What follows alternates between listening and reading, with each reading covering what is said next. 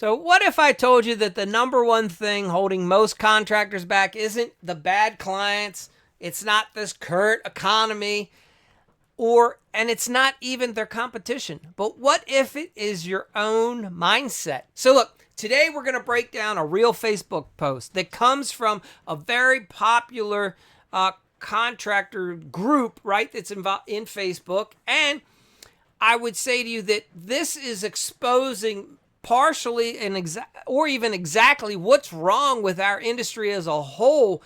And understand that in the contracting world, there is a pervasive approach to just a school of hard knocks and figuring it out on your own.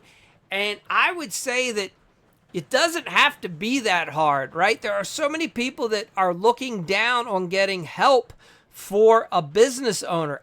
And, I think we'll uncover reasons why as we go further in. So let's talk about this trap, right? That's keeping a lot of good remodelers and contractors broke and burnt out and blind to better options that totally exist. So here's the post. We have Brian. He's a member of Contractors Helping Contractors. He's actually a moderator, surprisingly enough. All right. So he says, members looking for coaching or a mastermind to join. I'd really not suggest it unless you're already doing 3 to 5 mil per year and have resources to waste if you don't get anything from it, because most are very basic material that you can find elsewhere, and the majority of the help you will receive require you to spend another 15 to 25K to build out a website, create some funnels, and get the correct admin, marketing, branding, sales, and then figuring out your metrics.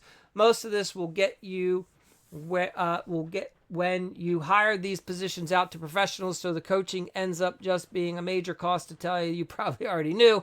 If you're struggling in any area, ask the questions and you will get the answers, and then it's just finding the right service to fill the gap. Trust me, if you invest that same 15K into your business, you'd go a lot further. Okay, so we got a lot here to unpack in this post, and I will say that some of what, for me, reading Brian's post, it sounds like he's had some bad experiences, and that's valid. You can't tell, he's probably had bad experiences, and unfortunately, that's the experience he had, right? And I would say to you that in general, we kind of have to look for a gray area because it's not always black or white, right? Okay, so let's break it down. So to be fair, again, there are some valid points in his post. Yes, there are bad coaches, there's bad mentors, there's bad programs, just like there's bad contractors, and yes, there are bad homeowners. And sure, would believe that some of the coaching programs, maybe one that he's purchased or one that was pitched to him or whatever, some could be overpriced for what they deliver. Maybe there's fluff. And yes, throwing money at your business does not guarantee success for anyone, and this is true for any business. But to say that coaching is only for a company already doing 3 to 5 mil, I would say that's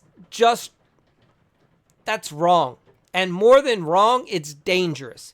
So for me, when I first started, I wanted to hire a coach right away, and I ran into that roadblock.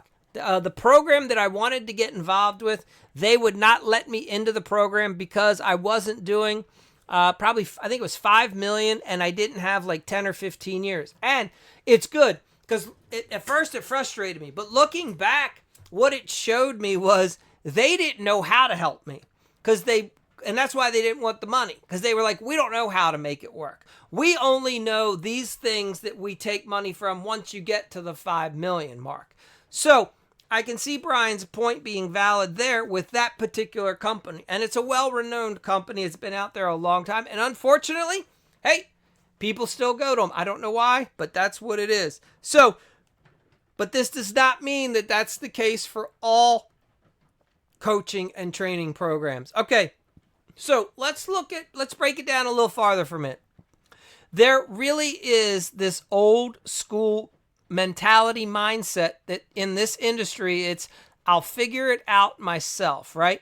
And this mindset has been built during a previous generation, most likely, but it gets passed down, okay? And it's from a time when, in general, people did truly have to figure things out the hard way. There was no other way, right? 100 years ago, there was no other internet service option. So here's the truth.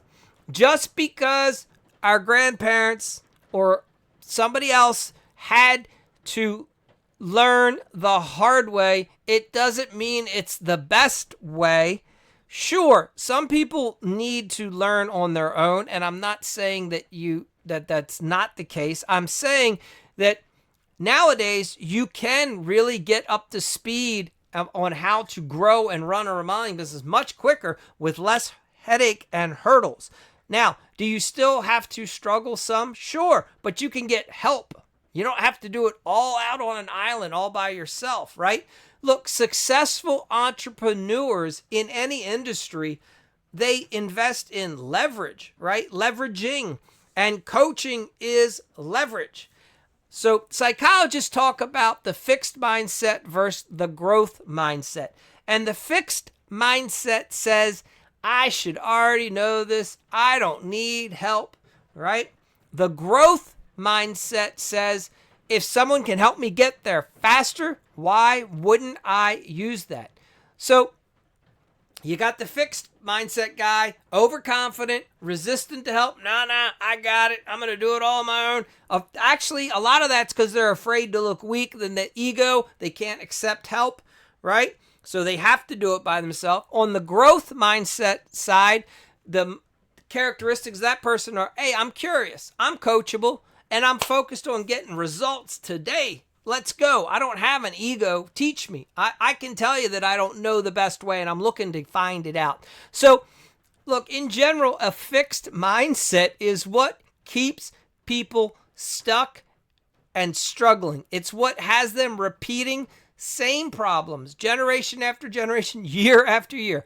Whereas the growth mindset, that's what allows people to scale, adapt, succeed, and reach new heights and levels that people have never seen. So let's look at some other reality points here.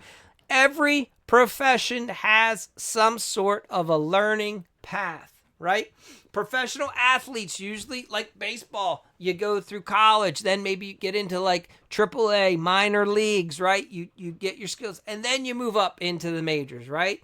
You practice and learn. Doctors have to do residencies right? Police and firemen, a lot of them have to go through some sort of an academy and have like an on-the-job training period, right? Lawyers have to go through training usually, and a lot of times they'll clerk for someone, or they'll work behind the scenes in the office before they actually go out and start becoming their own trial lawyer. Many of the trades, electricians, plumbing, a lot of them have certain apprenticeships that people will follow, right? But for some reason, contractors, they like to celebrate this like school of hard knocks. It's a badge of honor to walk around and say, I figured it out myself and I had to suffer and struggle, right? And yet most of those guys are never the most successful in the area. Sure, a lot of them have good businesses, right? But very few of those guys grow a large company fast. And this is also why in contracting, 90% of contractors never even celebrate a 10th anniversary in business. And I'll give another point that's really, this will really hit home. In remodeling and in construction and contracting, less than 5% of the contractors ever reach $1 million a year in annual revenue. So let me ask you, let's look at this. There are many companies throughout the country that are doing $15, $45 million a year in sales in remodeling. So if a company can do 30 to 45 million, why is the majority of companies, they can't even get out of their own way and generate a single $1 million a year in revenue? We'll figure that out, right? I'll get you into more details. So look, when you look at other industries, I mean, every successful franchise, right, has some sort of a training system approach, a mentorship. You'll go and you'll work at another location or under another franchisee for some period of time before you go and get handed the reins to run yours, so that you can see what running a successful one looks like. That's the thing here, right? Most other organizations, corporations, companies, they want you to train with someone who's successfully doing it currently, so that you have a greater likelihood of being successful. Every corporate job that I ever had some sort of a training or mentorship program as well. Many of them, not only would I have to do training initially to get the job, then there was like 3 to 6 months of on-the-job training. And then after that training, you would usually shadow a senior person for X amount of time, and they would help you through, the first few months again. And then if you were to get promoted or move into another department, there was a whole nother process of training and shadowing and mentorship. So you have to ask yourself, like, are all these other corporations and all these other franchises and all these other industries, are they just doing it wrong? Or is contractors in general, are they just that far behind? And is the bar just set that low? Personally, I feel it's this latter. I feel that the bar is really set low in construction. So let's go back to this post and check out a few of the replies. And I think it's interesting how some people just really have had, I guess they've had bad experiences. And I can't take that away. Like, that is probably the reality. And it's unfortunate. And so what we have to do is make sure that we get the word out where is the good coaching, right? How can more people find out about something like the Remodeling Academy, right? Programs that actually work and they get real results. Because apparently there's a lot of bad ones out there. Now, one gentleman here, he's saying, hey, reach out to your local small business association. And I would say that they can be really good resources as well. Brian thinks that they're just good for basic help. And I don't disagree with Brian. That can be true. Jeremy says that seems to me that it's a trendy thing to do for a lot of contractors, become an internet business coach. My thoughts are that if you were so good at it, they wouldn't be coaching. They'd still be operating their business. So Jeremy has an interesting take. And I would say, I've heard this before, that those that can't do, teach, and all these other things. And it's interesting because when I wanted to grow my remodeling business, the first thing I did was look for someone who had some remodeling experience, building, contracting experience, and was a coach.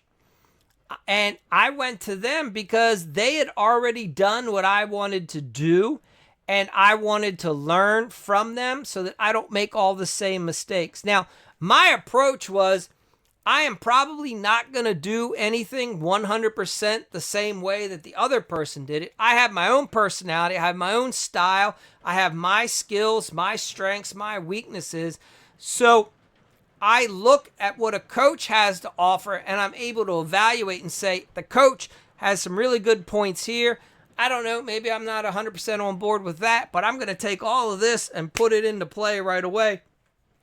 And my success was 100% founded on having a successful coach. And I'm telling you, time and time again.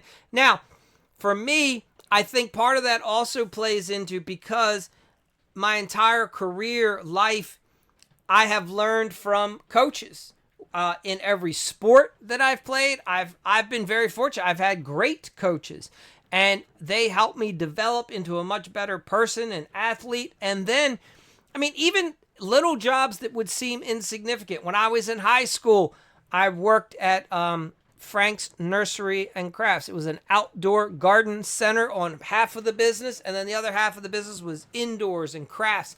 I worked in the garden center, and I remember when I first got hired, my boss set me up with another employee who had been with the company for a while, and he said, Mike, you're going to shadow so-and-so, and he's going to take you around. You're going to learn the ropes. And then months later, after I learned what it was how to best sell and take care of all the, the shrubs and the plants and the trees, I was then training others in how to do it based off of the way I learned and what. So I'm a big believer in this. And all the corporate jobs that I have, I've received extensive training that really changed the trajectory of the career I had. I had much greater success because of the coaching and the things that I was able to learn from other people's experiences and all the mistakes that they went through, they could share. So I was able to excel much faster because of the coaching. So I can only share it's only been good. Now, sure, I've had some coaches that weren't great, okay? And that is obviously, not all coaches are awesome, but I've also had, many that were just awesome. All right, so let's look at a few other things here. So Brian thinks that, yes, there's coaching programs for 500 to 1,000 that include all the same info that the big 15 to 25K program includes, but it's a waste of money for most because most of what they teach still needs to be purchased from someone that can actually implement actions for you because you build homes and you don't build websites or do admin. Hire for the positions you need and you'll scale, identifying which roles you need to figure out. So it sounds to me like Brian's talking about agencies. It looks like he's gotten in touch with some people that offer more of an agency model. I can't speak. I don't know. He's not mentioning any programs by name, nor does he need to. So, it's hard to say. All right, let's see what else. So this guy's telling Brian that the main piece missing is accountability, and most coaches are holding you to a standard and making sure you're staying on target. I agree with that. Yes. And I would also add that in my opinion about coaching, I experience this personally.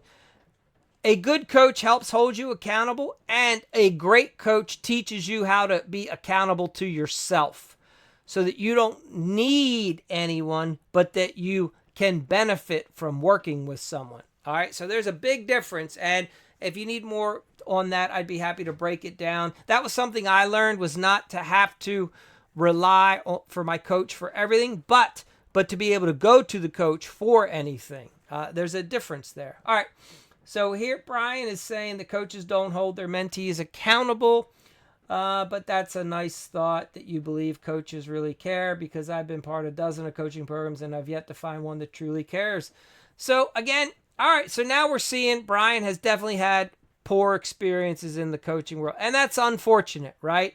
It sounds like he has tried to get help and that a lot of the programs have let him down. So now it makes more sense why Brian is sharing things from his frame of reference, right? Hey guys, this is what it's been. I've tried this. I've gone out, I've looked for help, and it hasn't worked, and I'm trying to save you. So I see Brian offering, his intentions are probably good. And at the same time, you have to recognize that his experience isn't necessarily what happens for everyone across the board. And because obviously Josh has had a different experience, right? You can see here, Josh replies back, "You're entitled to your opinion. I disagree. I wrestled D1. My partner was a competitive marksman. We believe in coaching. We get coaching. We benefit from the coaching. I'm just stating facts."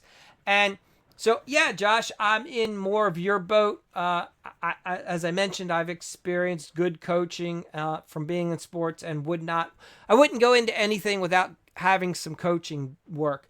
When I first wanted to learn how to get into real estate investing, I did buy my first house, but I also purchased a program first to learn about it. And then I went and found a gentleman I worked with him one-on-one locally. And that's when things exploded. And next thing you know, I'm buying multiple houses. I'm buying 2 houses on the same day, right? Like, I would have never had that level of success had I not found a coach to work with. And then when it comes to other things I've gotten involved in, training for different athletic things, even as I've gotten older, I wanted to get into powerlifting or learn how to run my first half marathon. I got coaches for all of that, and it made a huge difference. It set me up for tremendous success. So again, some people it works for, obviously. All right, so now Josh comes. So Brian again is saying, your wrestling doesn't equate to the coaching of business owners. The two are not the same. So look, Brian definitely has had some bad experiences, and I feel for you, Brian. That sucks. And because here Josh comes back and says, I have no vested interest in persuading you to change your mind. I'm simply stating there are good options out there. Notice I'm not pushing any particular programs. Mentorship is a huge advantage. Coming from a sports background, it's no brainer. Once again, you're entitled to your opinion just like I'm entitled to mine. So, yeah, Josh, I agree with you. I would say the same thing. There's another post here from a guy named Brett, and he's saying best thing he ever did was hire a coach. And then what's interesting is Brian says that businesses like his are the exception, and you would have made it without them because of your personality. So, look, at the end of the day, this post is showing you that people will spread their influence one way or another, right? And so, yes, let's recap a little bit here. Sure, coaching, there are bad coaches out there, and just like there's bad contractors, right? So it doesn't mean the entire model is broken, and hiring the wrong coach doesn't mean that coaching is a scam. It just means you didn't do a good job about vetting and finding a proper fit. And so part of this is, if you as the business owner, you should be doing some self-discovery of and understanding about you and what it is that you need from someone to be successful, right? Because that's a tall order, just to go to someone randomly and hope that it's going to work out. So, now here's some of the things that I would say to take away is that the next generation, people that are coming into remodeling and contracting now, they don't necessarily think the way that Brian thinks, from my experience.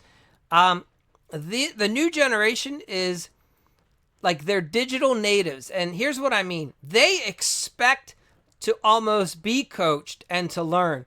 And they look for systems because they want a lifestyle balance. They want to grow. They like to grind, but they don't want to have to grind themselves into the ground, right? That's not a weakness. Kids today are coming in with a strategy. They're saying, hey, I want to be successful from day one. I want to learn how to avoid a lot of the, obstacles. And I don't want to have to struggle like so-and-so for 30 years. No, thanks. So I think you're going to see a big shift. I think you're actually going to see more people achieving higher levels of success in the remodeling industry faster than you ever have seen before, because with the advent of all the online systems and documentation and coaching type programs, when someone gets access to good information, they are going to be able to grow and scale 10 times faster than the person who doesn't have access to that. So, I mean, you have to look at it from a realistic approach, right? Most contractors, they aren't avoiding coaching because there's bad coaches or it's too expensive. They're actually avoiding it because a lot of the older guys, they're afraid of being exposed. They're afraid of having to admit that they don't know it all, right? And they don't want to be told that they've been doing it wrong because their ego just can't handle the help. So if your pride is more important to you than your profit, you're going to end up staying small for a long time. So here's the real question. Are you ready to stop surviving and start scaling? Or are you going to let your ego and outdated thinking keep you at the same loop year after year? Look, success isn't built on a struggle 100%. It's built on systems, support, and smart decisions. And yes, there will be challenges along the way. That's part of the growth process, but it doesn't have to be the only way. So I hope you found this video helpful, and please share it with as many people as you know, and anybody that you know that wants to have success in the remodeling field, let them know that they can achieve it. There are good programs out there, and they can come in and have a high level of success, and they can surpass guys that have been doing this for 5, 10, 15 years, no problem, by having a good, proper mindset approach and building themselves a proper business foundation.